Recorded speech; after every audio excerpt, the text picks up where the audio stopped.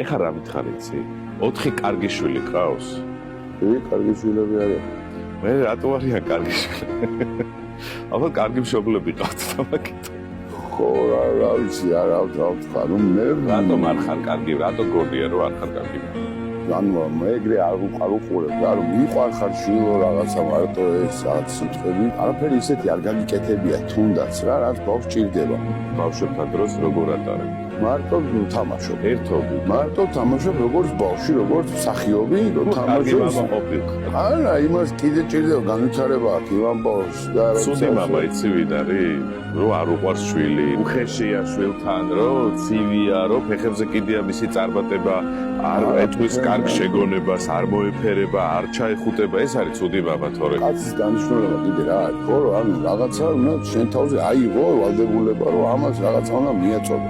ამას რაღაცა უნდა ჭირდება, უბრალოდ ჭირდება და მორჩა რა ეს. მესმის ეს და ვერაკეთეს, ერთხელ დაურეკე ჩემ შვილს შაშან ჩემო მეგობარმა რაღაც ფული მაჩუქა მოკლედ. ხო და დაურეკე და ვეუბნები, აიღო ყორმელი საბა მეთქი რა.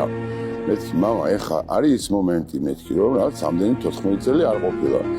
ფული მაქვს და დრო მაქვს მეთქი და დროზე გამომიყენე მეთქი, ეხა დროზე გამომიყენე და გაუხარდა ძალიან და ანუ წავედით და ნუ მოკლედ ძალიან ბევრი აქტივობა გავიარე ჩემ შვილთან ერთად, ის ძალიან ბედნიერი იყო და მე ძალიან ბედნიერი ვიყავი და ეხა ერთი დღე რომ ამას მოახერხე და სამი დღე რომ მოახერხე. აი იცი რა. აი ეგ არის